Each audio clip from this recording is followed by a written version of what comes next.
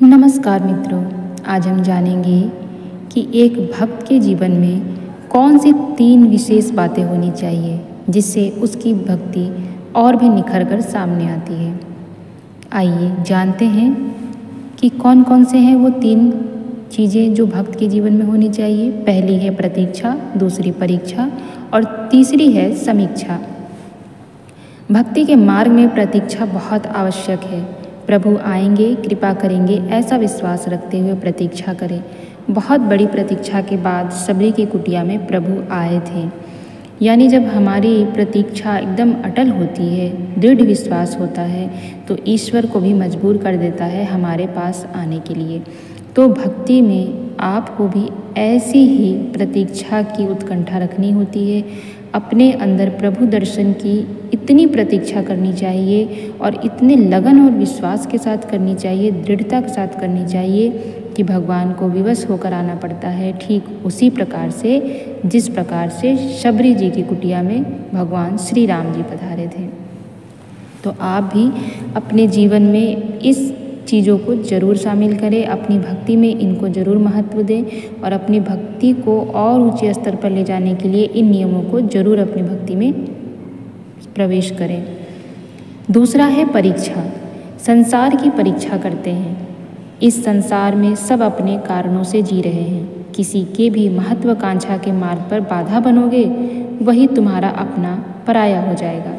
संसार का तो प्रेम भी छलावा है। संसार को जितना जल्दी समझ लो तो अच्छा है, ताकि प्रभु के मार्ग पर तुम जल्दी आगे बढ़ो। मतलब क्या है इसका? अपनी ही नहीं, इस संसार की परीक्षा कीजिए। इस संसार में आपका कोई नहीं है, केवल आपकी आत्मा ही आपकी है। तो इस बात को जितनी जल्दी आप समझ लेंगे, उतनी जल्दी आपका मोह इस संसार से भंग हो जाएगा और उतनी जल्दी आप जीवन जीने की कला भी सीख लेंगे। और तीसरी है समीक्षा।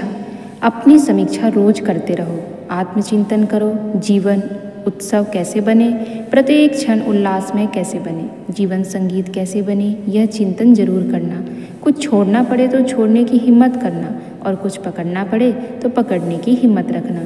अपनी समीक्षा से ही आगे के रास्ते दिखेंगे। तो आपको अपनी समीक्षा करनी चाहिए। कैसे? आप अपनी समीक्षा के लिए स्वयं का चिंतन कीजिए, अपने बारे में सोचिए।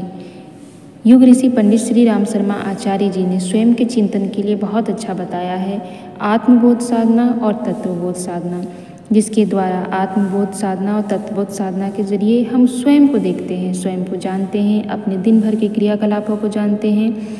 बहुत अच्छी विधि से उन्होंने स्वयं का आकलन करना सिखाया है। और इसके साथ साथ आप उनकी लिखी पुस्तकों को पढ़िए, उनके पुस्तकों का स्वाध्याय कीजिए, देखिए कैसे आपका जीवन बदल जाता है। तो इस प्रकार से अपनी भक्ति में आप इन चीज़ों को शामिल कीजिए और देखिए कैसे आपकी भक्ति निखरने लगेगी और कैसे आपको फल प्रदान करने लगेगी और आपकी भक्ति दिन प्रतिदिन, दिन दूनी रात चौगुनी बढ़ती जाएगी। अपनी भक्ति को ऊंचे स्तर पर ले जाने के लिए आपको इतना करना ही चाहिए।